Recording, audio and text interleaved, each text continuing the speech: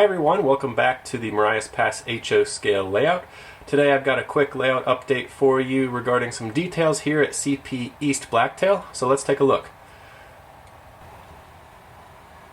So this is one of the signature scenes on the layout because we have this cool snow shed right here, and this was the focus of a layout update probably a couple months ago now.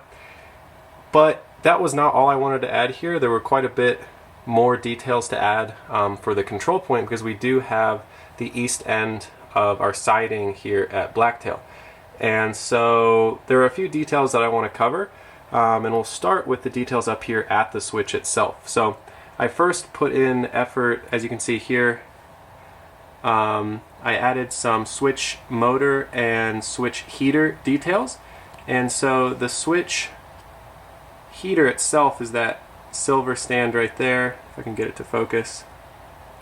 So that is a details west part, and you'll see that there's like a main body, and I painted that silver and added some warning decals to it, and then I also added some little legs so that's slightly raised off of the layout surface, and then that goes under the tracks, and then you'll see on either side of the rails of this turnout we've got some black switch heat ducts there, and those are part of the switch heater detail kit.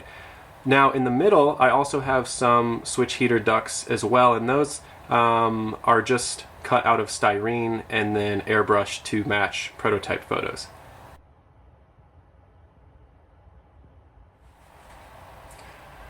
One of the other details that I've added is the equipment shed here. This is something that you probably saw in place in previous photos and videos, but it was not yet complete. I had added some legs to the bottom of it that were too long, and I did that on purpose because I knew I wanted to cut them down. And so when I cut them down, they're cut to different lengths so that the equipment box sits level on the somewhat uneven ground there. And then the other thing that I did that I didn't realize was a detail I wanted to add until looking at prototype photos was the addition of some conduits that extend out from the bottom of the shed and then go into the ground, which makes sense. If you have an equipment shed with electronic equipment in there, wires, conduits, things like that need to get from the box to the equipment, signals, switch motors, whatever it is that need power and control. So in addition to the legs that extend from the bottom of the equipment shed, I also, if you look to the middle underneath, you'll see some wires coming out of it as well.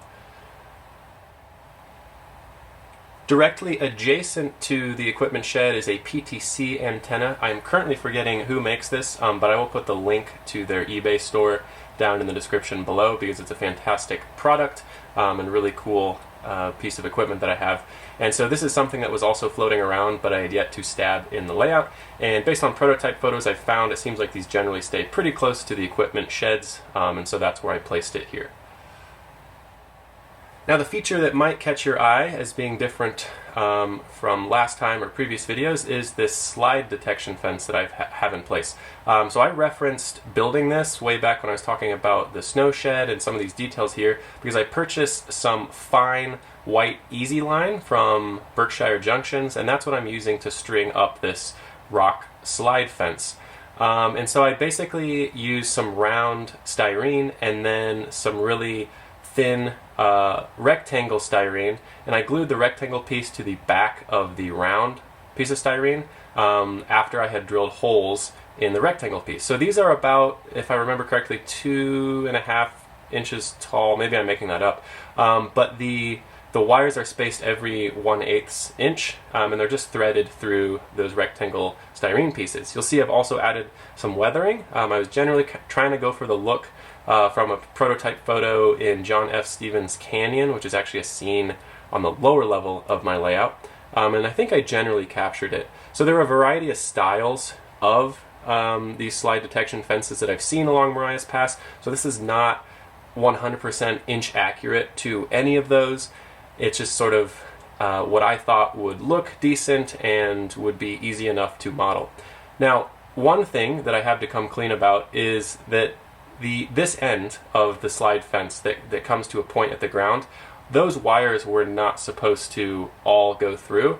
If you look at prototype photos, most often it's the case that only one or two support wires is strung up from the end post to the ground. In this case, it looks like all of the detection wires are strung through that final post and go to the ground, and that is true. And the reason for that is when I was installing the slide fence, I got the end post that was supposed to be that final post where all the wires stop and then only one or two extends through.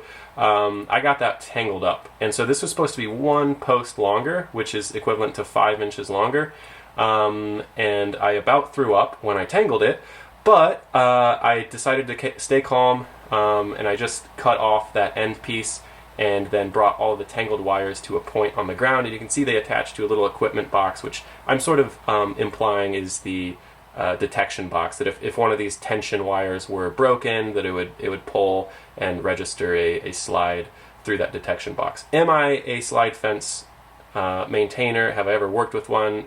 Am I intimately familiar with them? Not at all. So if you were, this probably looks inaccurate, but what I've had to tell myself is that at the end of the day, it's a cool detail that doesn't look wholly unprototypical, even though I got the end post here a little bit wrong. And it does draw your eye into the scene, and so it's just really a cool model railroad detail. Is it accurate? Perhaps not. Well, that's it for now. So if you liked today's video and you're watching me for the first time, if you wouldn't mind, please hit the like and subscribe button. And for those who are returning, as always, thank you so much for watching. Stay tuned, and I'll see you next time.